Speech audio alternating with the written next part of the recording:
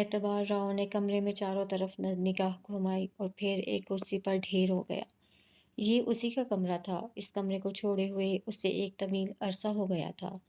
उसकी सारी चीज़ें जूं की त्यों थीं। तवील अरसे तक कमरा बंद रहने की वजह से यहाँ गर्दो गुबार होना चाहिए था, लेकिन ऐसा नहीं था। कमरे की हर चीज़ आईने की तरह चमक रही थी। उसकी आमद से पहले यहाँ की सफाई कर दी गई थी। गोया उनको एतबार राव के अगवा का यकीन था। एतबार राव को यकायक लाहौर की याद आई। उसके दिल की धड़कन तेज हो गई। वक्त मुकर्ररा पर होटल न पहुंचने पर जाने वहाँ क्या हुआ हो। तानिया तो उसकी तरफ से पहले ही मशकूक थी। अब ऐन वक्त पर गायब हो जाने की वजह से उसका शुबा यकीन में बदल गया होगा। उस पर से उसका एतबार उठ गया होगा। वो उसके सामने क्या मुंह लेकर जाएगा। वो परेशानी के आलम में उठकर टहलने लगा। कोई 15 मिनट के बाद दरवाजे पर खड़खड़ाहट महसूस हुई, जैसे कुफल खोला जा रहा हो। फिर दरवाज़ा खुला और एक मुलाजिमा खाने की ट्रे लेकर अंदर आई। उसने वो ट्रे मेज़ पर रखी और फिर बड़े मौदबाना अंदाज में बोली, खाना खा लें सरकार। एतबार राव ने कोई जवाब ना दिया। वो मुलाजिमा वापस चली गई और दरवाज़ा फिर से मुकफ़िल हो गया। दूसरे दिन सुबह को जब इकबाल राव एक मुलाजिम के साथ नाश्ता पहन लेकर आया तो उसने देखा कि एतबार राव सूट पहने बेड पर पड़ा सो रहा है। इकबाल राव ने उसे हिलाया। भाई नाश्ता कर लो, उठ जाओ, सुबह हो गई। एतबार राव ने आंखें खोल दी और फौरन ही उठकर बैठ गया और बोला, इकबाल, मुझे टेलीफोन चाहिए। भाई क्या पुलिस को फ़ोन करना है? इकबाल राव ने बड़ी मासूमियत से पूछा। फजूल बातें मत करो, मैं तानिया से बात करना चाहता हूँ। बेशक तुम मुझे नंबर मिला कर दे देना। अब्बा जी से पूछना पड़ेगा, इकबाल राव बोला। क्या तुम सारे काम अब्बा जी से पूछ कर करते हो? तुम इतने फर्माबरदार कब से हो गए? जब से भाई तुम यहाँ आए हो, इकबाल राव ने हंसकर कहा। एक बात बताओ, तुम तानिया के चक्कर में किस तरह पड़ गए? तुम लोगों के गुनाहों का कफ़ारा अदा करने के लिए, एतबार राव ने साफ गोई इख्तियार की। अच्छा भाई, अब खुदा के लिए अजाब अजाब सवाब पर तकरीर शुरू ना कर देना। हम दुनिया में इसलिए नहीं आए कि अजाब सवाब का हिसाब लेकर बैठ जाएं। 2 दिन की जिंदगी है, अगर वो भी ऐश में ना गुजारी तो फिर ऐसी जिंदगी का क्या फायदा। जिस तरह की जिंदगी तुम लोग गुजार रहे हो, बिलाखिर इसका एक दिन खुमियाजा भुगतोगे। भाई हम तो खुद मजलूम हैं। देखते नहीं अब्बा जी जायदाद पर सांप बने बैठे हैं। बंधी टिकी रकम मिलती है। तुम तो फिर खुशकिस्मत हो कि लाहौर में ऐश करते हो। अब्बा जी ने तुम्हें इतना कुछ दे दिया। मुझे जो कुछ उन्होंने दिया है वो मेरे हिस्से की जायदाद का 1% भी नहीं, और ये बात तुम अच्छी तरह जानते हो। लेकिन भाई तुम तो दरवेश आदमी हो, तुम्हें जायदाद की तलब ही नहीं। तुमने अपने हिस्से की जायदाद भी उस लड़की के नाम करने का फैसला कर लिया है। भाई क्या तानिया से तुम्हें बहुत मोहब्बत है? मैं तुमसे मोहब्बत के मौजू पर क्या बात करूं, तुम क्या समझोगे? तुम्हारी जान तो सिर्फ पैसे में है। तानिया को फ़ोन करके क्यों ना तावान तलब किया जाए, ये ख्याल अभी आया है। वो ढीठपन से मुस्कुराया। उसे क्या ज़रूरत पड़ी है तावान देने की? एतबार राव ने जवाब दिया। क्यों, वो तुम्हारी होने वाली बीवी है, तुम्हारी मोहब्बत है। अगर वो तावान नहीं देगी तो और कौन देगा? तुम्हें तावान चाहिए? एतबार राव ने उसे घूर कर देखा। भाई तुम्हें आज़ादी चाहिए? उसने उससे उल्टा सवाल किया। हाँ मुझे तो आज़ादी चाहिए, एतबार राव ने दो टोक लहजे में कहा। अच्छा फिर कुछ सोचते हैं। फिलहाल टेलीफोन के बारे में सोचो। भाई तुम कपड़े तब्दील कर लो, करके मुंह हाथ धो लो, नाश्ता कर लो। फिर मैं हवेली का एक चक्कर मार कर आता हूँ। इस कमरे में टेलीफोन नहीं आ सकता। मैं तुम्हें अपने कमरे से टेलीफोन करवाऊंगा, लेकिन इस मामले की हवा आफ्ताब भाई या अब्बा जी को नहीं लगना चाहिए। मेरी बात समझ में आ गई ना? इकबाल राव ने राजदारी से कहा। ठीक है। एतबार राव फौरन खड़ा हो गया और कपड़े लेकर बाथरूम में घुस गया।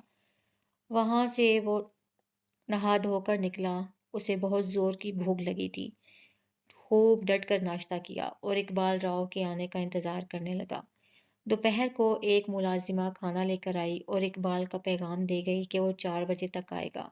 इकबाल राव अपने वादे के मुताबिक उसके कमरे में आ पहुंचा। ये वो वक्त था जब راؤ احمد علی آرام فرمایا کرتے تھے۔ آرام تو آفتاب راؤ بھی کرتا تھا، لیکن وہ آج صبح ہی سے کہیں گیا ہوا تھا۔ لائن کلیئر تھی، لیکن اقبال راؤ اپنا اطمینان کر لینا چاہتا تھا۔ اس نے اعتبار راؤ سے پوچھا، بھائی، آپ نے تانیہ سے کیا بات کرنی ہے؟ صرف یہ کہنا ہے کہ میں خیریت سے ہوں۔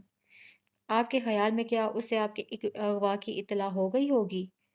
ہاں بالکل، اس لیے کہ میرے پڑوسی نے مجھے اغوا ہوتے دیکھ لیا تھا۔ ہاں لیکن آپ ایک بات کا خیال رکھیے گا، اسے یہ مطلع کرنے کی کوشش مت کیجیے گا کہ آپ اس وقت کہاں ہیں اور آپ کو کس نے اغوا کروایا ہے۔ اگر بھائی آپ نے ایسا کیا تو پھر مجھ سے برا کوئی نہیں ہوگا۔ ٹھیک ہے، میں وعدہ کرتا ہوں، میں آپ کو ایک جملے سے زیادہ نہیں بولنے دوں گا۔ ٹھیک ہے، اعتبار راؤ نے یہ بات بھی مان لی۔ آ جائیں پھر، اقبال راؤ اٹھتا ہوا بولا۔ وہ اسے اپنے ڈرائنگ روم میں لے آیا اور اپنی گود میں ٹیلی فون رکھ کر بولا، ہاں بھائی، نمبر بتاؤ۔ اعتبار راؤ نے نمبر بتایا۔ اس نے نمبر ڈائل کیا۔ لائن فوراً مل گئی۔ 2 گھنٹیاں بجنے کے بعد ادھر سے رفیق نے فون اٹھایا۔ ہیلو، مجھے تانیہ بی بی سے بات کرنی ہے، انہیں جلدی بلائیں، اقبال راؤ بولا۔ اچھا جی، آپ ایک سیکنڈ ہولڈ کریں، یہ کہہ کر رفیق نے ریسیور رکھ دیا۔ کسی مرد نے ٹیلی فون اٹھایا تھا، اب وہ تانیہ کو بلانے گیا ہے۔ اقبال راؤ نے ریسیور پر ہاتھ رکھتے ہوئے اعتبار راؤ کو اطلاع دی۔ فوراً ہی ایک نسوانی آواز سنائی دی، ہیلو، آپ کون ہیں؟ کیا آپ تانیہ ہیں؟ اقبال راؤ نے پوچھا۔ جی جی، میں تانیہ بول رہی ہوں، ادھر سے گھبرا کر کہا گیا۔ لیجئے، اعتبار راؤ سے بات کیجئے، یہ کہہ کر اقبال راؤ نے ریسیور اس کی طرف بڑھا دیا اور ٹیلی فون اپنی گود میں ہی رہنے دیا اور اپنی انگلی ٹیلی فون کی لائن کاٹنے کے لیے تیار کر لی۔ تانیہ، میں جہاں بھی ہوں بالکل ٹھیک سے ہوں، انشاءاللہ جلد تک تم تک پہنچوں گا، کسی قسم کی فکر نہ کرنا۔ بس، یہ کہہ کر اقبال راؤ نے لائن کاٹ دی۔ ادھر سے وہ تانیہ کا جواب بھی نہ سن پایا۔ بھائی، تانیہ سے بات ہو گئی، اب تو خوش ہو، اقبال راؤ نے ریسیور رکھتے ہوئے کہا۔ اقبال، میں تمہارا شکر گزار ہوں، اعتبار راؤ نے کہا۔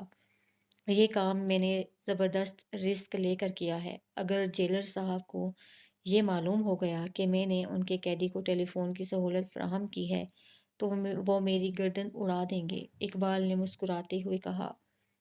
تم ابا جی سے اس قدر ڈرتے کیوں ہو؟ بھائی، آپ ابا جی کو نہیں جانتے؟ میں جتنا انہیں جانتا ہوں اس سے زیادہ جاننے کی کوئی خواہش بھی نہیں، اعتبار راؤ نے بے نیازی سے کہا۔ لیکن ایک بات ضرور کہوں گا کہ ظلم کی رسی کھینچنے میں اب زیادہ دیر نہیں ہے۔ میرا خیال ہے کہ ابا جی سینچری بنائے بغیر وکٹ نہیں چھوڑیں گے، اقبال راؤ نے ہنس کر کہا۔ آؤ بھائی، چلو اپنے کمرے میں، آپ کی ملاقات کا وقت ختم ہو گیا۔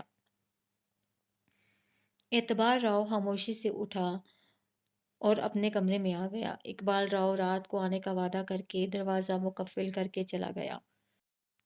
وہ پتہ نہیں رات کا کون سا پہر تھا کہ اچانک اعتبار راؤ کی آنکھ کھل گئی۔ اس کا گلا خشک ہو رہا تھا۔ اس نے اٹھ کر پانی پیا۔ گلا تر ہونے پر اس کے کچھ حواس بحال ہوئے۔ اس نے تکیے کے نیچے سے اپنی کلائی کی گھڑی نکالی اور وقت دیکھا۔ اس وقت 1 بج رہا تھا۔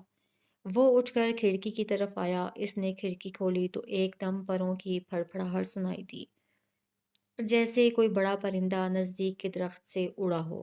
رات تاریک تھی، سردی کا موسم دم توڑ رہا تھا، پھر بھی ہلکی سی خنکی تھی۔ اعتبار راؤ نے آنکھیں پھاڑ پھاڑ کر باہر دیکھا، لیکن اندھیرے میں کچھ نظر نہ آیا۔ کھڑکی میں سلاخیں لگی ہوئی تھیں۔ اس نے 2 سلاخوں کو پکڑ کر زور زور سے ہلایا، لیکن وہ ٹس سے مس نہ ہوئی۔ وہ ابھی کھڑکی بند ہی کر رہا تھا کہ پروں کی پھڑپڑاہٹ پھر سنائی دی۔ یوں محسوس ہوا جیسے کوئی پرندہ درخت پر آ کر بیٹھا ہو۔ چند لمحوں بعد آواز آنی شروع ہو گئی۔ یہ الو کے بولنے کی آواز تھی، بڑی عجیب اور پراسرار سی۔ اس نے سامنے نظر ڈالی تو اسے 2 گول گول آنکھیں چمکتی ہوئی دکھائی دیں۔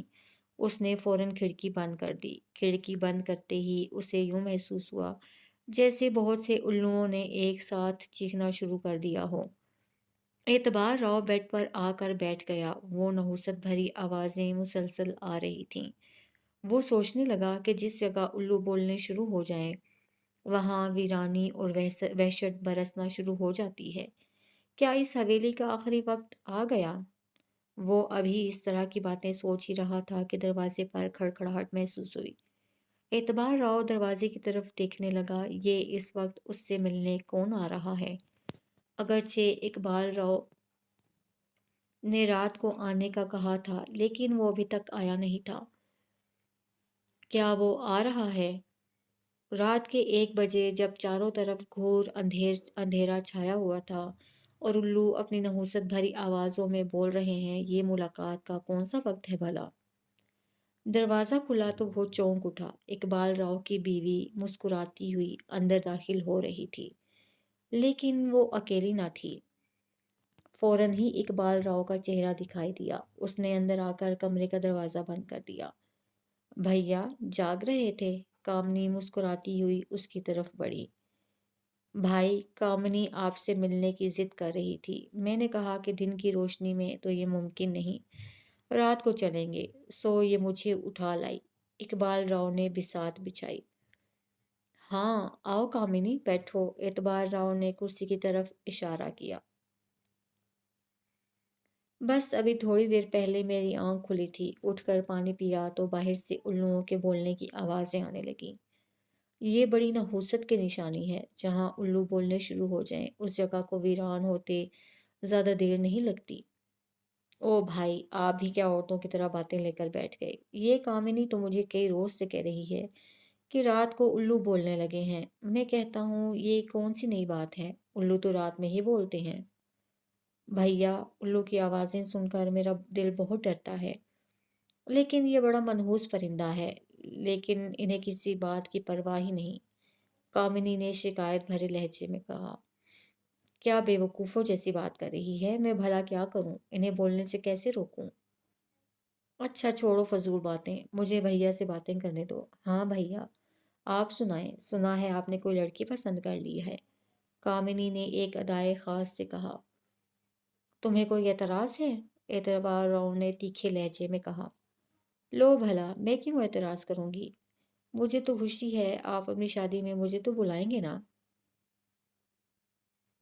शादी में तो इस वक्त बुलाऊंगा जब तुम लोगों की कैद से आज़ाद होऊंगा। तो भैया, ये कौन सी मुश्किल बात है? आप ज़मीनों के कागज़ पर दस्तखत कर दें, फिर आज़ादी ही आज़ादी है। भाई, बात ये है कि आपको ज़मीन जायदाद से कोई दिलचस्पी तो है नहीं। आपने वैसे ही अपने हिस्से की ज़मीन जायदाद तानिया के नाम मुंतकिल करने के लिए कागजात तैयार करवा रखे हैं। भाई, आप ऐसा क्यों नहीं करते? इकबाल राव कुछ कहते कहते रुक गया। फिर उसने अपनी बीवी कामिनी की तरफ देखा और बोला, तू बोल ना।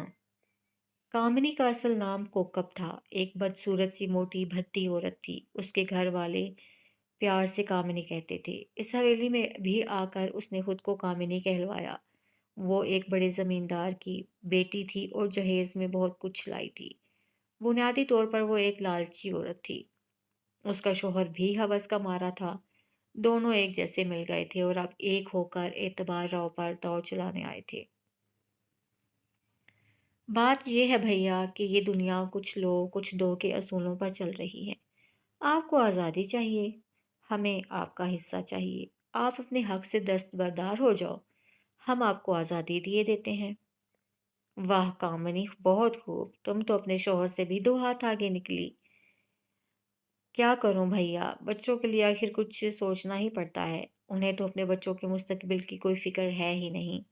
कामिनी ने बड़ी बड़ी ढटाई से जवाब दिया। मुझे मंजूर है। एतबार राव ने बड़ी संजीदगी से कहा। क्या कहा? इकबाल राव को उसका जवाब सुनकर यकीन न आया। उसे तवक्को न थी कि मोहसिन राव इस कदर जल्द मान जाएगा। मैं ये कह रहा हूँ कि मुझे मंजूर है। मुझे वाकई ज़मीन जायदाद से कोई दिलचस्पी नहीं। ना तानिया को है। वो जब सुनेगी कि मैं अपने हक से दस्तबरदार हो गया हूँ तो वो यकीनन खुश होगी।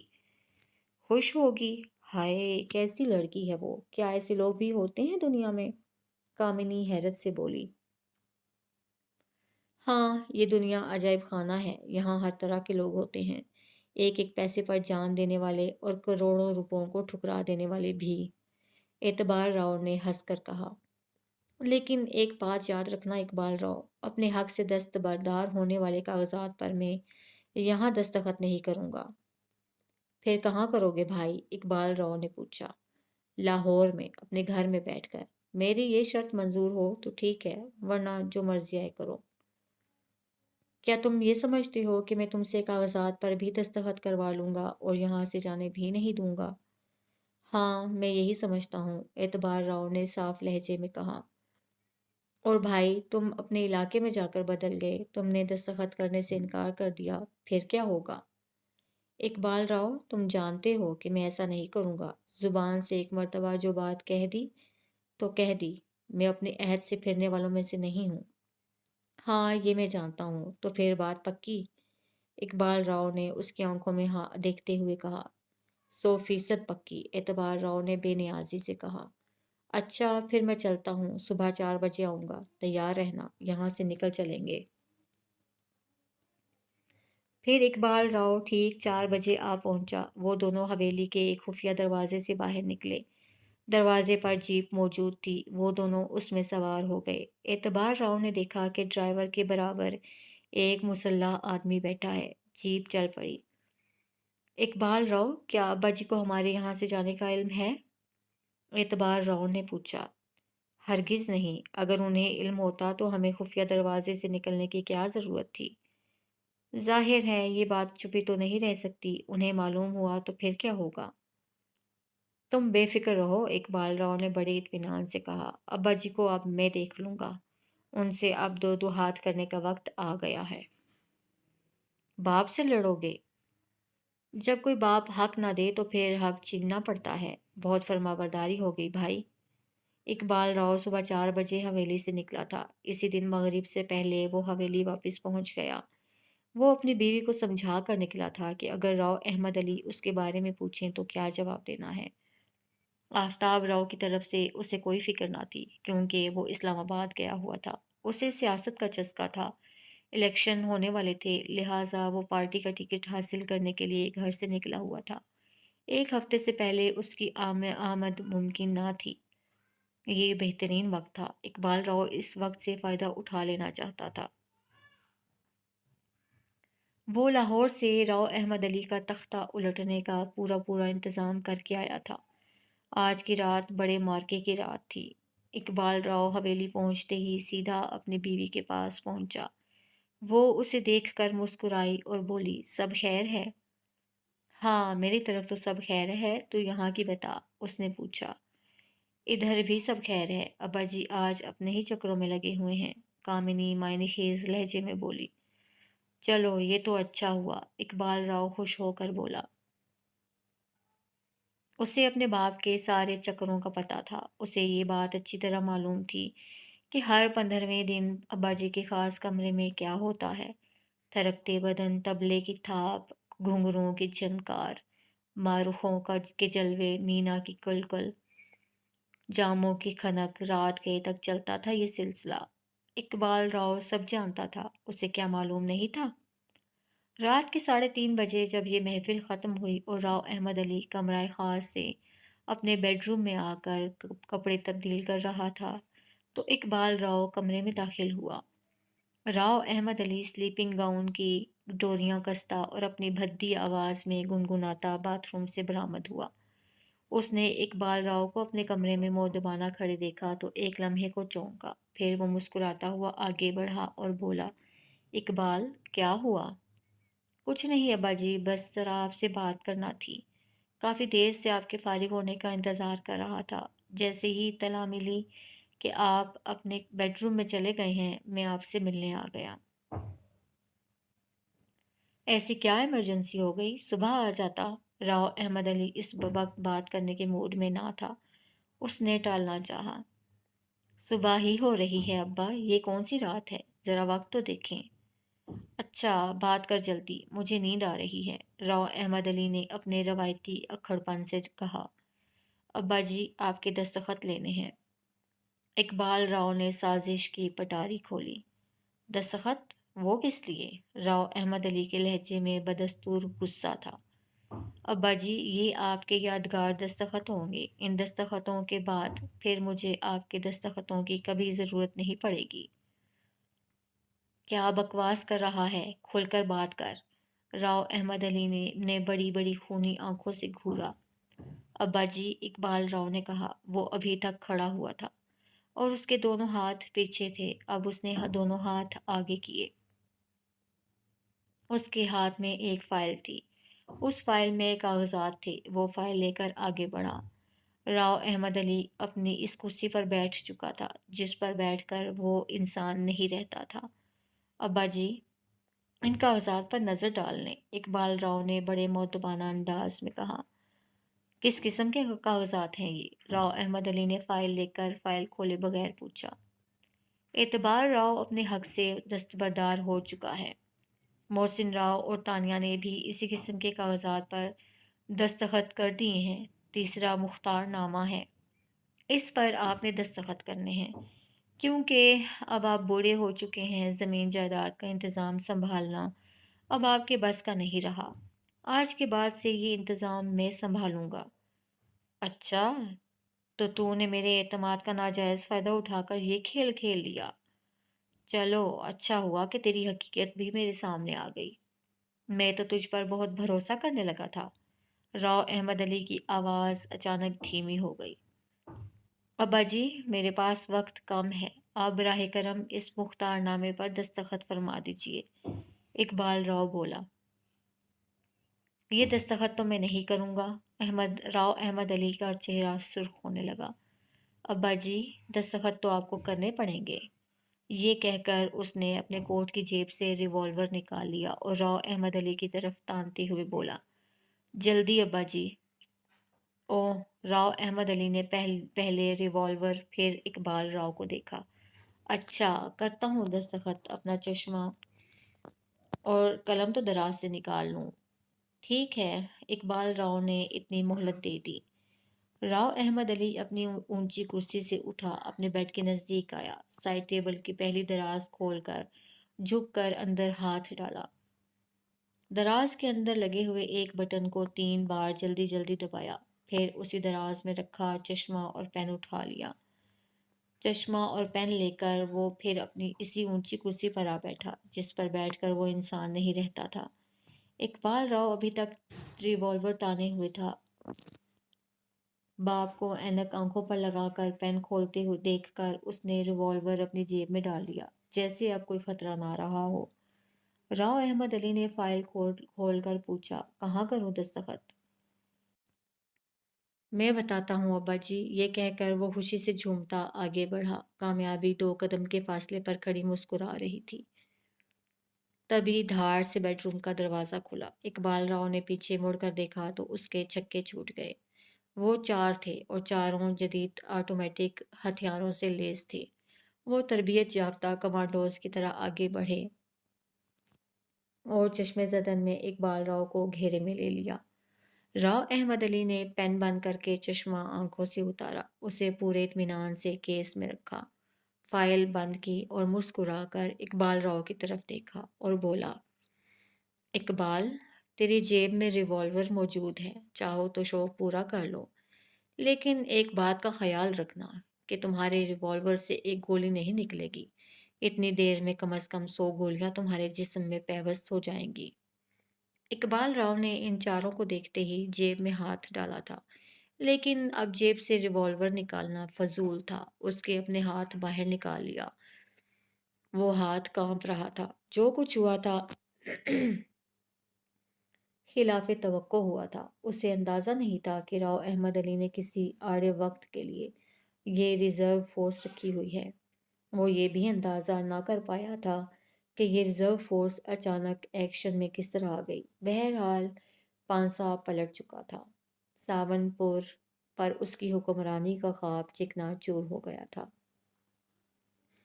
راؤ احمد علی نے وہ فائل اقبال راؤ کے منہ پر دے ماری۔ اس کے کاغذات ادھر ادھر بکھر گئے۔ تم نے کیا سمجھا تھا کہ تم ریوالور کے زور پر مجھ سے مختار نامے پر دستخط کروا لو گے؟ تم شاید یہ بھول گئے کہ میں تمہارا باپ ہوں۔ میں بوڑھا ہو گیا تو کیا ہوا؟ میرا دماغ ابھی بوڑھا نہیں ہوا ہے۔ ابا جی مجھ سے غلطی ہوگی، مجھے معاف کر دیجیے۔ اقبال راؤ یہ کہہ کر راؤ احمد علی کے پاؤں پر منہ رگڑنے لگا۔ نہیں! اقبال راؤ احمد علی اتنے زور سے چیخا کہ وہ قدموں میں جھکتا جھکتا سیدھا کھڑا ہوا اور پھر ڈر کر وہ 2 قدم پیچھے ہٹ گیا۔ اب کچھ نہیں ہو سکتا، راؤ احمد علی نے فیصلہ کن انداز میں کہا۔ پھر وہ ان چاروں میں سے ایک سے مخاطب ہو کر بولا، اس منحوس کو میرے سامنے سے لے جاؤ، ابھی مجھے نیند آ رہی ہے۔ اس کا فیصلہ میں صبح کروں گا۔ جاؤ لے جاؤ اسے۔ ہاں، ایک بات کا خیال رکھنا، یہ بہت شریر ہے۔ اگر کوئی شرارت کرے تو اس کے جسم میں اتنی گولیاں اتار دینا کہ سانس لینا مشکل ہو جائے۔ پلیز ابا جی مجھے معاف کر دیں۔ اقبال راؤ نے ہاتھ جوڑے۔ راؤ احمد علی نے ہاتھ سے اشارہ کیا، تب وہ چاروں اپنے ہتھیاروں سمیت بڑے خونخوار انداز میں آگے بڑھے۔ اقبال راؤ کمرے سے نکلنے پر مجبور ہو گیا۔ اقبال راؤ کے جانے کے بعد راؤ احمد علی نے اپنے کمرے کا دروازہ بند کیا اور گاؤن کی ڈوریاں کھولتے ہوئے بیڈ کی طرف بڑھے۔ بیڈ پر بیٹھ کر اس نے ایک زوردار جماہی لی اور نرم ملائم کمبل اوڑھ کر پرسکون انداز میں ٹانگیں پھیلا لی۔ 2 منٹ کے بعد اس کے خوفناک خراٹے کمرے میں گونجنے لگے۔ اپنی زمین جائیداد اقبال راؤ کے نام کرتے ہوئے اسے ذرا بھی افسوس نہ ہوا تھا۔ اپنے پیسے کی ہوس نہ تھی، اس کے پاس جو کچھ تھا وہ ایک اچھی زندگی گزارنے کے لیے کافی تھا۔ ایک چلتا ہوا سینما ہال، ترقی کرتا ہوا تقسیم کار ادارہ، اپنا گھر اور گاڑی، کیا کچھ نہیں تھا اس کے پاس؟ پھر ایسی زمین کا وہ کیا کرے جس پر اقبال راؤ جیسے اژدہے اپنی زبان لپ لپاتے ہوئے پھر رہے ہوں، زندگی ہر وقت خطرے میں ہو۔ اسی لیے اعتبار راؤ نے زمین جائیداد دے کر سکون خرید لیا تھا۔ وہ تانیہ کی زندگی میں کسی قسم کا زہر نہیں کھولنا چاہتا تھا۔ وہ اس کے ساتھ ایک بھرپور اور خوشیوں بھری زندگی گزارنے کا خواہش مند تھا، اور یہ پرسکون زندگی اسی وقت ممکن تھی جب وہ زمین جائیداد سے دستبردار ہو جائے۔ اقبال راؤ سورج نکلتے ہی لاہور پہنچ گیا تھا۔ وہ اعتبار راؤ کو اپنے ایک شناسا وکیل کے یہاں لے گیا۔ وہاں بیٹھ کر اس نے کاغذات تیار کروائے۔ اعتبار راؤ کی طرح اس نے محسن راؤ اور تانیہ کی طرف سے بھی کاغذات تیار کروا لیے، اور اعتبار راؤ کو بتا بھی دیا کہ وہ ان دونوں کے جعلی دستخط کروا کے ابا جی کے سامنے رکھے گا۔ پھر اس نے ایک مختار نامہ تیار کروایا۔ اس مختار نامے میں اس نے ہر طرح کا اختیار اپنے نام لکھوا لیا، اور یہ بات بھی اس نے اعتبار راؤ کو بتا دی کہ وہ اس مختار نامے پر ابا جی کے دستخط کروائے گا۔ مجھے امید نہیں کہ ابا جی اپنی موت کے پروانے پر اس قدر آسانی سے دستخط کر دیں گے، اعتبار راؤ نے خدشہ ظاہر کیا۔ آسانی سے نہ کیے تو مشکل سے کریں گے۔ دستخط انہیں ہر حال میں کرنا پڑیں گے، چاہے ریوالور کے زور پر ہی کیوں نہ کریں، اقبال راؤ نے بڑی سفاکی سے کہا۔ اور بھائی آفتاب کا کیا ہوگا؟ اعتبار راؤ نے پوچھا۔ انہیں سیاست کا چسکا ہے، اور مزے کی بات یہ ہے کہ انہیں سیاست آتی نہیں ہے۔ انہیں میں بہت آسانی سے دودھ میں سے مکھی کی طرح نکال پھینکوں گا۔ جب زمین جائیداد ساری کی ساری پاور میرے پاس ہوگی تو انہیں میرے سامنے گھٹنے ٹیکنے کے سوا اور کون سا راستہ ہوگا؟ اقبال راؤ نے ہنستے ہوئے کہا۔ جب کاغذات وغیرہ تیار ہو کر آ گئے تو اعتبار راؤ نے وکیل کے یہاں ہی حق کے دستبرداری پر دستخط کر دیے اور اپنے گھر جانے کے لیے اٹھ کھڑا ہوا۔ اقبال راؤ نے اسے باہر تک چھوڑنے کے لیے آیا۔ جب اعتبار راؤ نے اپنی گاڑی میں بیٹھ کر اقبال راؤ سے ہاتھ ملایا تو اقبال راؤ بڑی شاطرانہ انداز میں مسکرایا اور رازدارانہ لہجے میں بولا، بھائی آپ کو تانیہ مبارک ہو، دیکھیں ہمیں اپنی شادی میں بلانا نہ بھولیں۔ اچھا، اعتبار راؤ نے گہرا ٹھنڈا سانس لے کر کہا اور گاڑی اسٹارٹ کر دی، اور پیچھے پلٹ کر بھی نہ دیکھا۔ اس منحوس کو وہ کیا دیکھتا جس نے بھائی ہو کر انتہائی ظالمانہ سلوک کیا تھا؟ پہلے اس نے سوچا کہ اپنے گھر سمن آباد جائے، پھر اس نے ارادہ بدل دیا، نہیں، تانیہ کے پاس جانا چاہیے۔ اس نے ماڈل ٹاؤن کا رخ اختیار کر لیا۔ اس نے سوچا اگر تانیہ گھر پر نہ ملی تو پھر آرٹ گیلری کا رخ کرے گا۔ وہ اچانک اس کے سامنے پہنچنا چاہتا تھا، اسے سرپرائز دینا چاہتا تھا۔ جب وہ ماڈل ٹاؤن پہنچا تو 12:30 بجے کا وقت تھا۔ اس نے گاڑی سے اتر کر بیل بجائی اور پھر اپنی گاڑی میں بیٹھ گیا۔ کچھ دیر کے بعد رفیق نے گیٹ کھولا اور اعتبار راؤ کو گاڑی میں بیٹھا دیکھ کر ایک دم خوش ہو گیا۔ وہ واپس پلٹ کر جانے لگا تو اعتبار راؤ نے اسے آواز دی، رفیق؟ جی صاحب۔ کہاں بھاگے جا رہے ہو؟ تانیہ بی بی کے پاس جا رہا ہوں، انہیں خوشی کی خبر سنانے۔ نہیں رفیق، یہ کام تم نہیں کرو گے، خود میں کروں گا۔ مجھے یہ بتاؤ تانیہ بی بی کہاں ہیں؟ اپنے کمرے میں ہیں جی وہ۔ اچھا ٹھیک ہے، تم گیٹ کھولو۔ رفیق نے گیٹ کے دونوں پٹ کھول دیے۔ اعتبار راؤ اپنی گاڑی اندر لے گیا۔ ایک گارڈ اندر الرٹ کھڑا تھا۔ اس نے آنے والی گاڑی کو غور سے دیکھا، پھر اعتبار راؤ کو پہچان کر اطمینان سے کھڑا ہو گیا۔ اعتبار راؤ گاڑی بند کر کے اندر پہنچا۔ تانیہ کے کمرے کا دروازہ نیم وا تھا۔ اعتبار راؤ نے کھڑے ہو کر ایک نظر اندر ڈالی۔ تانیہ بیڈ پر سر ٹکائے اداس بیٹھی تھی۔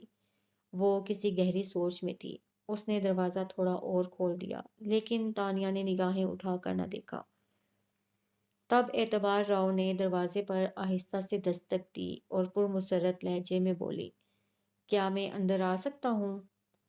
تانیہ نے آواز سن کر ایسے ہی بے خیالی میں دروازے کی طرف دیکھا۔ اس کی تو دنیا ہی بدل گئی۔ اداسی ایک دم مسرت میں تبدیل ہو گئی۔ ہر طرف رنگ ہی رنگ بکھر گئے۔ یہ کون آیا؟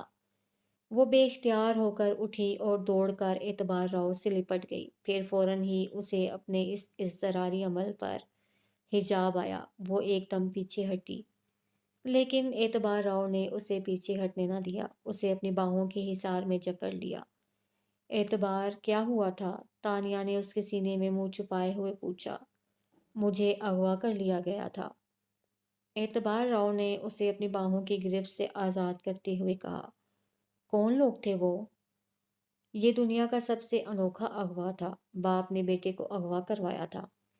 اعتبار راؤ کرسی پر بیٹھتا ہوا بولا۔ راؤ صاحب نے؟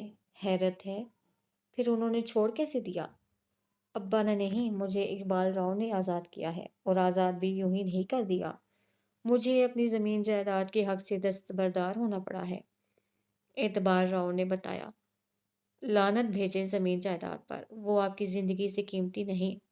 بس آپ آ گئے، مجھے اور کچھ نہیں چاہیے، تانیہ نے بڑی محبت سے کہا۔ میں جانتا تھا کہ تم یہی کہو گی، اس لیے میں بڑے اطمینان سے کاغذ پر دستخط کر آیا۔ اعتبار راؤ نے اس کی بات سن کر سکون کا سانس لیا۔ میں بھائی کو اطلاع کر دوں، ویسے وہ آنے ہی والے ہوں گے، تانیہ نے گھڑی پر نظر ڈال کر کہا۔ خالہ فرزانہ کہاں ہیں؟ یہی ہیں، وہ بہت پریشان تھیں، تانیہ نے بتایا۔ کیا تم سے بھی زیادہ؟ اعتبار راؤ نے پوچھا۔ ہاں، مجھ سے بھی زیادہ، تانیہ نے کہا اور اسے گہری نگاہوں سے دیکھ کر مسکرا دی۔ پھر جیسے جیسے اعتبار راؤ کی آمد کی اطلاع ہوتی گئی، ویسے ویسے لوگ آتے گئے۔ شام کی چائے پر سب لوگ اکٹھا ہو چکے تھے۔ مٹھائی منگوائی گئی، مٹھائی کھائی گئی۔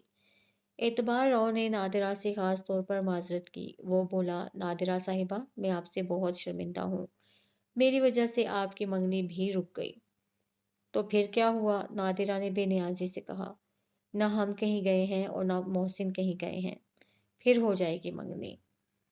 اے نادرہ، خیر سے منگنی تو پھر ہو جائے گی، لیکن تم ذرا اعتبار راؤ سے وعدہ لے لو، کہیں یہ پھر تو اغوا نہیں ہو جائیں گے، خالہ فرزانہ نے ہنستے ہوئے کہا۔ ان کی اس بات پر سارے لوگ ہنس پڑے۔ رات گئے تک یہ ہنگامہ جاری رہا۔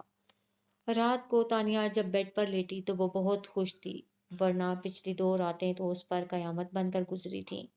دونوں راتیں آنکھوں میں کٹی تھیں۔ وہ مستقل روتی رہی تھی، اور انہی آنسوؤں کے درمیان اسے کالا چراغ یاد آ گیا تھا۔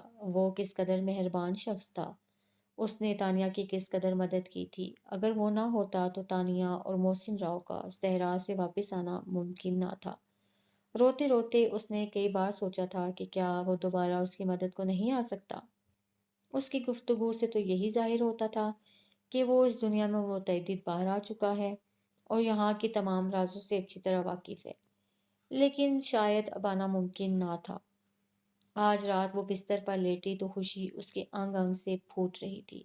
اب جب کہ اعتبار راؤ آزاد ہو کر آ گیا تھا تو جانے کیوں تانیہ کو یہ محسوس ہو رہا تھا جیسے اس رہائی میں کہیں نہ کہیں کالے چراغ کا ہاتھ ہے۔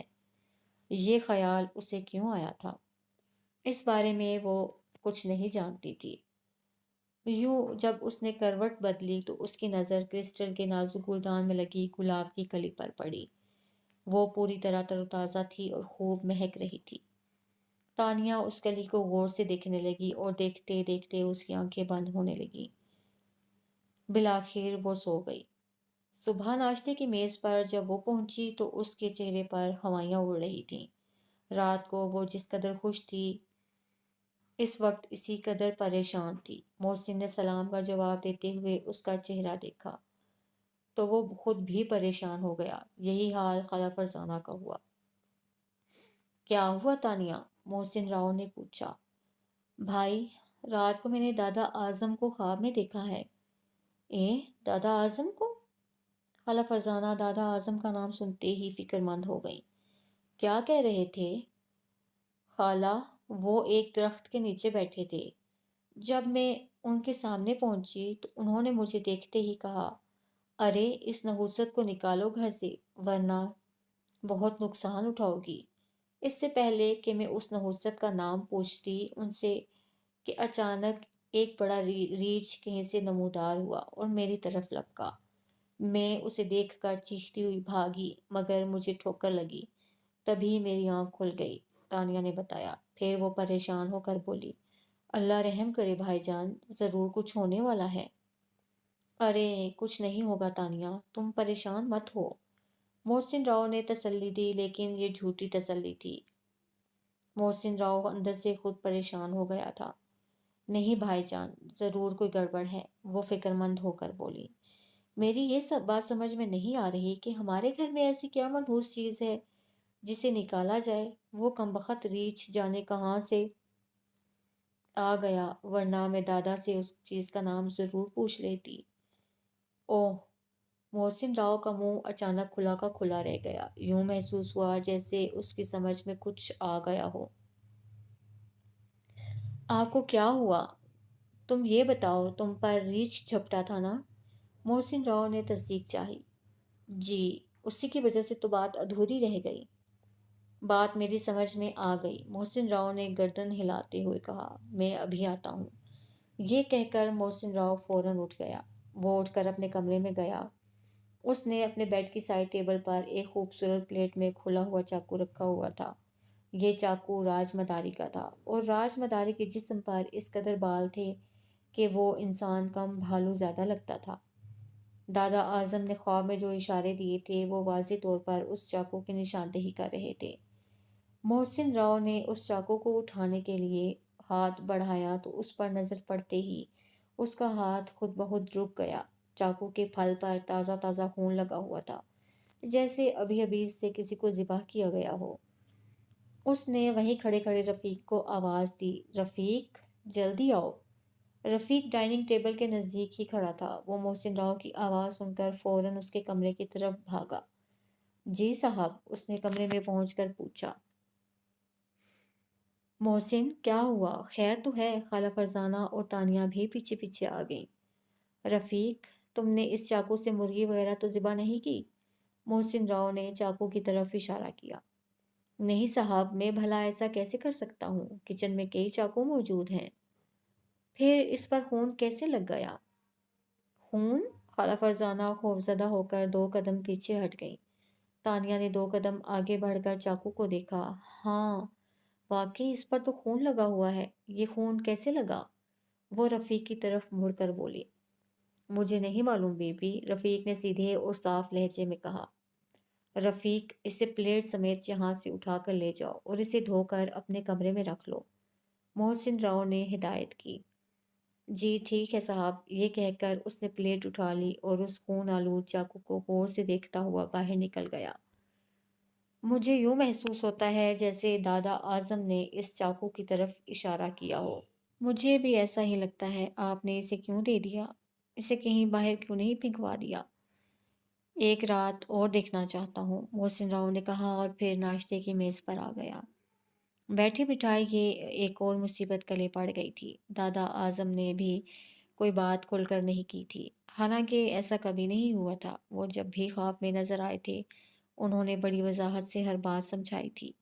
اب پتہ نہیں اسی چاقو کو انہوں نے منحوس قرار دیا تھا یا گھر میں کوئی اور چیز تھی جس پر ہماری اب تک نظر نہیں گئی تھی۔ پھر یہ معاملہ زیادہ دیر تک معمہ نہ رہا۔ دوپہر کا کھانا کھا کر وہ کچھ دیر کے لیے لیٹی تو اس کی آنکھ لگ گئی۔ خواب میں پھر اس نے دادا اعظم کو دیکھا، وہ ایک درخت کے نیچے بیٹھے تھے۔ یہ کوئی ہرا بھرا باغ تھا، چاروں طرف پھول کھلے تھے، ٹھنڈی ہوا چل رہی تھی۔ تانیہ بھی اس باغ میں ٹہلتی ہوئی وہاں جا نکلی تھی جہاں وہ بیٹھے تھے۔ تانیہ کو دیکھتے ہی انہوں نے اسے ڈانٹا۔ ارے کیا بے وقوفی کر رہے ہو تم لوگ، اس نحوست کو نکالو گھر سے، نہیں تو خون کی ندیاں بہہ جائیں گی۔ دادا، کیا آپ کا اشارہ چاقو کی طرف ہے؟ تانیہ نے فوراً پوچھا۔ ہاں، اسے فوراً گھر سے نکالو۔ پر دادا کیا کریں اس کا؟ اسے توڑ کر پھینک دیں یا دریا میں ڈلوا دیں؟ کیا کریں؟ اسے جلد از جلد کسی ٹوٹی قبر میں پھینکوا دو اور یہ کام خود محسن کرے، دادا اعظم نے ہدایت کی۔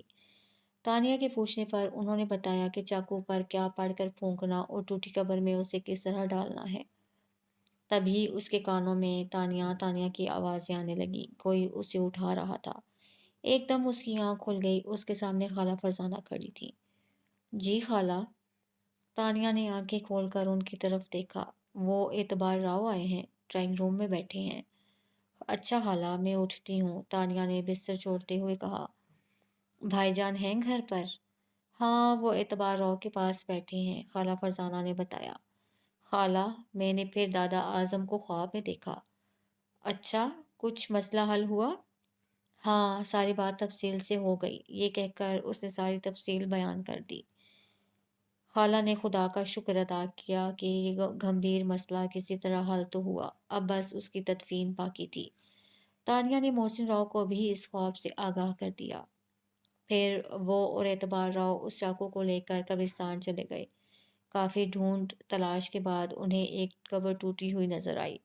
اس میں کافی بڑا سوراخ تھا۔ محسن راؤ اور اعتبار راؤ نے اس قبر میں جھانکنے کی کوشش نہ کی۔ محسن راؤ نے دادا اعظم کی ہدایت کے مطابق پڑھ کر اس چاقو پر پھونکا اور اسے بند کر کے اپنی مٹھی میں جکڑا۔ پھر اس نے زمین پر بیٹھ کر اپنا ہاتھ قبر میں ڈالا اور کچھ پڑھ کر چاقو ہاتھ سے چھوڑ دیا اور پھر فوراً پیچھے ہٹ کر کھڑا ہو گیا۔ چاقو کی قبر میں گرتے ہی سوراخ سے دھوئیں کا ایک مرحولہ سا نکلا اور فضا میں تحلیل ہو گیا۔ اس کام کو ختم کر کے وہ قبرستان سے نکل کر باہر کھڑی گاڑی میں بیٹھے اور ریستوران کی طرف چلے گئے۔ ریستوران پہنچ کر محسن نے تانیہ کو فون کر دیا، اسے بتا دیا کہ وہ پریشان نہ ہو، اس چاقو کی تدفین بخیر و خوبی کر دی گئی ہے۔ تانیہ نے یہ سن کر سکون کا سانس لیا، اس کے گھر میں رہنے سے جانے سے کیا ہو جاتا۔ دادا اعظم نے بر وقت مدد کر کے اس گھر کو آنے والی تباہی سے بچا لیا تھا۔ محسن راؤ کا فون سن کر اس نے انکل عامر کو رنگ کیا اور چاقو سے متعلق ساری بات تفصیل سے بتائی اور پھر ان سے آج رات آنے کی درخواست کی، اور وہ بھی اکیلے۔ تانیہ، خیر تو ہے نا؟ انکل عامر نے پوچھا۔ ہاں انکل، خیر ہی ہے، اصل بات یہ ہے کہ آپ بہت یاد آ رہے ہیں۔ تانیہ شرارت سے ہنسی۔ ادھر سے کوئی سوال نہ ہوا تو وہ فوراً بولی، پوچھیں گے نہیں؟ آپ کسے یاد آ رہے ہیں؟ بھائی ظاہر ہے تمہیں یاد آ رہا ہوں گا، انکل عامر نے چہکتے ہوئے کہا۔ جی نہیں، تانیہ نے فوراً تردید کر دی۔ تو پھر وہ حیران ہوئے۔ ہماری خالہ فرزانہ کو، وہ کہہ رہی تھیں کہ بہت دن سے تمہارے انکل نہیں آئے۔ تانیہ نے سفید جھوٹ بولا۔ بہت دن ہو گئے؟ بھائی میں کل ہی تو آیا تھا، انکل عامر نے تانیہ کی بات کو سرسری لیا۔ 24 گھنٹے تو ہو ہی گئے، تانیہ ہنسی۔ یاد آنے کے لیے یہ وقفہ اچھا خاصا ہے۔ تانیہ، آخر تم اس قسم کی باتیں کیوں کرنے لگی ہو؟ تم کیا چاہتی ہو؟ انکل عامر نے سنجیدگی اختیار کی۔ میں جو چاہتی ہوں اگر وہ بتا دوں تو کیا آپ مان جائیں گے؟ اگر ماننے والی بات ہوگی تو ضرور مان جاؤں گا، انکل عامر نے یقین دلانے والا لہجہ اختیار کیا۔ بات تو خیر سے 100% ماننے والی ہے، تانیہ نے انہیں الجھانے کی کوشش کی۔ پھر کہو، انہوں نے وضاحت طلب کی۔ آپ رات کو گھر آئیں گے تو پھر کہوں گی، اور جو کہوں گی وہ آپ سے منوا بھی لوں گی۔ تم مجھے بہت پیاری ہو، یہ بات تم اچھی طرح جانتی ہو، مجھ سے کوئی ایسی بات نہ کرنا جس سے یہ بھرم ٹوٹ جائے۔ اچھا آپ آئیں تو پھر ہوگی بات۔ رات کو انکل عامر آئے تو وہ خاصے سجے سنورے تھے۔ وہ ہمیشہ اچھا لباس پہننے کے عادی تھے، لیکن آج انہوں نے نیا اور قیمتی سوٹ پہنا ہوا تھا۔ شام کو ہی دل لگا کر شیو کیا تھا، نہا دھو کر خود کو پرفیوم میں بسایا تھا۔ تانیہ نے ان کی آمد پر خود جا کر گیٹ کھولا۔ وہ ایک لمحے کو انہیں دیکھتی رہ گئی۔ خوشبو کے جھونکے نے اسے اپنی لپیٹ میں لے لیا۔ واہ انکل، آج تو آپ دھماکہ خیز لگ رہے ہیں، تانیہ نے خوش ہو کر جملہ کسا۔ تانیہ، میں انسان ہوں، بارود سے بھری بوری نہیں، انکل عامر نے اس کے سر پر چپت لگاتے ہوئے کہا۔ محسن کہاں ہے؟ خالہ اپنے کمرے میں ہے، سوال کچھ جواب کچھ۔ ارے تانیہ، تم کچھ اونچا سننے لگی ہو؟ اس طرح تو بیچارے اعتبار راؤ کو بڑی پریشانی ہو جائے گی۔ وہ بیچارہ کوٹ مانگے گا، تم اس کے ہاتھ میں لوٹا پکڑا دو گی۔ میں پوچھ رہا ہوں محسن کہاں ہے؟ تم جواب دے رہی ہو خالہ اپنے کمرے میں ہے۔ بھائی تم اپنے کان کی صفائی کرواؤ۔ ہاں تو آپ نے بات ہی غلط پوچھی، آپ کو اس وقت خالہ فرزانہ کے بارے میں پوچھنا چاہیے تھا۔ تم شرارت سے باز نہیں آؤ گی، انکل عامر نے ڈرائنگ روم کی طرف بڑھتے ہوئے کہا۔ بھائی جان کے کمرے میں چلیں، وہ وہاں موجود ہیں۔ تانیہ نے انکل عامر کا راستہ روکا۔ وہ کون؟ انکل عامر نے وضاحت چاہی۔ بھائی جان اور کون؟ تانیہ نے ہنس کر کہا۔ انکل عامر، آپ میری طرف سے اس قدر مشکوک کیوں ہو گئے ہیں؟ بھائی مجھے تو اب تم سے ڈر لگنے لگا ہے، انکل عامر نے محسن راؤ کے کمرے میں قدم رکھتے ہوئے کہا۔ اچھا انکل عامر آئے ہیں؟ انکل، آپ کو کون ڈرا رہا ہے؟ محسن راؤ نے کھڑے ہو کر ان کا استقبال کیا۔ بھائی یہ تمہاری بہن آج کل شرارت پر اتری ہوئی ہے، انکل عامر کرسی پر بیٹھتے ہوئے بولے۔ اچھا، محسن راؤ تانیہ کی طرف مڑا۔ کیوں بھائی تانیہ؟ بھائی جان ایک بات پوچھوں؟ کیا ایسا نہیں ہو سکتا؟ تانیہ کچھ کہتے کہتے چپ ہو گئی۔ کیا نہیں ہو سکتا؟ محسن راؤ نے پوچھا۔ کہ انکل عامر ہماری خالہ فرزانہ کو معاف کر دیں۔ تانیہ نے انکل عامر کی طرف دیکھتے ہوئے کہا۔ ارے یہ کیا بات کر رہی ہو تم؟ فرزانہ نے کیا کیا ہے؟ انکل عامر پریشان ہو کر بولے۔ بہت عرصہ پہلے ان سے ایک قصور ہو گیا تھا، جس کی انہوں نے آپ سے معافی بھی مانگ لی تھی، اور آپ نے انہیں معاف بھی کر دیا تھا، لیکن میں یقین سے کہہ سکتی ہوں کہ آپ نے انہیں آج تک معاف نہیں کیا ہے۔ یہ بات تم کس بنیاد پر کہہ رہی ہو؟ خالہ کی ایک وعدہ خلافی جو ان کی مجبوری تھی نے آپ کے دل میں گرہ ڈال دی۔ یہ ٹھیک ہے کہ آپ نے آج تک شادی نہیں کی، لیکن پھر کبھی آپ نے خالہ سے شادی کی بات بھی نہیں کی۔ چھوڑو اس بات کو، انکل عامر کچھ الجھ سے گئے۔ یہ تم نے کیا شروع کر دیا؟ آپ یہ بات مان کیوں نہیں لیتے کہ آپ نے انہیں آج تک معاف نہیں کیا ہے؟ یہ جھوٹ ہے، میں تو انہیں کب کا معاف کر چکا۔ اگر معاف کر چکے ہیں تو ان سے شادی کیوں نہیں کر لیتے؟ تانیہ نے بڑے سادہ انداز میں بڑی پیچیدہ بات کہہ دی۔ بے وقوف ہوئی ہو، اب میری شادی کی عمر ہے؟ واہ انکل، یہ کیا بات کہی آپ نے؟ لوگ تو 70 سال کی عمر میں شادی کر لیتے ہیں، آپ تو مشکل سے ابھی 45 سال کے ہوں گے۔ جی نہیں، میری عمر اس وقت 53 برس ہے۔ یہی تو شادی کی صحیح عمر ہے، محسن راؤ نے بڑے یقین سے کہا۔ محسن مذاق چھوڑو، لوگ کیا کہیں گے؟ لوگوں سے ہم نے کیا لینا ہے؟ تانیہ تمہارا کیا خیال ہے؟ کیا فرزانہ مان جائیں گی؟ انکل عامر نے سوال کیا۔ نہ ماننے کی بھلا کیا وجہ ہو سکتی ہے؟ تانیہ نے مسکرا کر کہا۔ کیا تم نے ان سے بات کی ہے؟ انہوں نے پوچھا۔ انکل عامر، اس وقت آپ اپنی بات کریں، ان سے اقرار کروانا میری ذمہ داری ہے۔